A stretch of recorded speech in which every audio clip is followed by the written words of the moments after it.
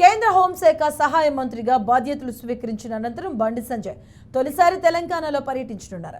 నేటి నుంచి 23వ తేదీ వరకు కరీంనగర్, హైదరాబాద్లో పలు కార్యక్రమాల్లో పాల్గొంటారు. కేంద్ర మంత్రి అయిన తర్వాత తొలిసారి కరీంనగర్ విచ్చేస్తున్న బండి సంజయ్ కుమార్కు ఘన స్వాగతం పలికేందుకు కమలనాథులు సిద్ధమయ్యారు.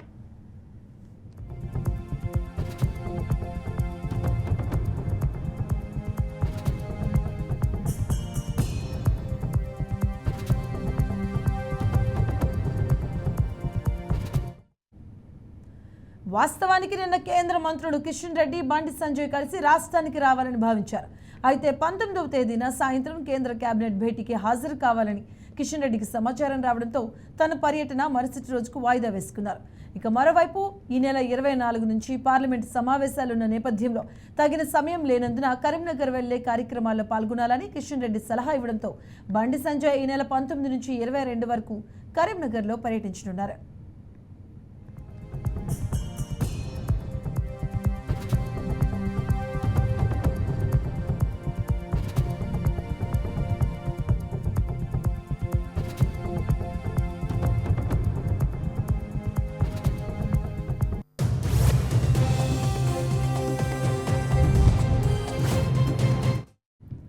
ఇవాళ ఉదయం 9 గంటలకు కరీంనగర్ పార్లమెంటు పరిధిలోని శనిగారం వద్దకు చేరుకుంటారు. అక్కడ పార్టీ శ్రేణులు ఘన స్వాగతం పలుకుతాయి.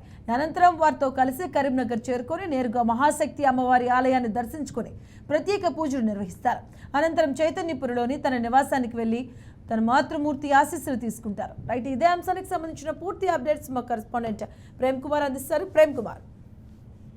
మధు, కరీంనగర్ జిల్లాలో ఇవాళ కేంద్ర హోంశాఖ మంత్రి బండి సంజయ్ గారు పర్యటించున్నారు. అయితే మొట్టమొదటిసారిగా ఎంపీగా గెలిచిన తర్వాత ఆయన అత్యధిక ఓట్ల మెజార్టీతో సాధించి వాళ్ళ కేంద్రంలో హోంశాఖ మంత్రి పదవి బాధ్యత చేపట్టారు. అయితే తను మొట్టమొదటిసారి కరీంనగర్ చేస్తున్న సందర్భంగా ఆ పార్టీ శ్రేణులు, కార్యకర్తల నాయకులు పెద్ద ఎత్తున స్వాగతం పలికేందుకు శనిగరం దగ్గర భారీ ఏర్పాట్లు అయితే చేస్తున్నారు. అయితే తను 9 గంటలకి కరీంనగర్ చేరుకొని అక్కడ మహాశక్తి టెంపుల్లో ఆలయంలో ప్రత్యేక పూజలు నిర్వహించి అక్కడ చైతన్యపురి ఇంట్లోకి వెళ్ళి వాళ్ళ మాతృమూర్తి దీవెనలు తీసుకొని ఇవాళ Vemulawada parliament, Karimnagar parliament segment లో 7 కాన్స్టిట్యున్సీలలో 4 కాన్స్టిట్యున్సీలో పర్యటించి వాళ్ళ ఓటర్లను కలుసుకొని అక్కడ ఆ పార్టీ బీజేపీ నేతలను కూడా కలుసుకొని అక్కడ పార్టీ బలోపేతం కోసం చేయాల్సిన పనులు, తర్వాత అభివృద్ధి కార్యక్రమాలు కూడా 4 నియోజకవర్గాలు హుస్నాబాద్, హుజురాబాద్, సిరిసిల్ల, వేములవాడ నియోజకవర్గంలో తను పర్యటించి ఇవాళ అభివృద్ధి కార్యక్రమాలపై సమీక్ష కూడా చేయనున్నారు. అట్లాగే ఆ విధి విధానాలు, అభివృద్ధి కార్యక్రమాలతో పాటు ప్రణాళికలు కూడా ఈ సంవత్సరం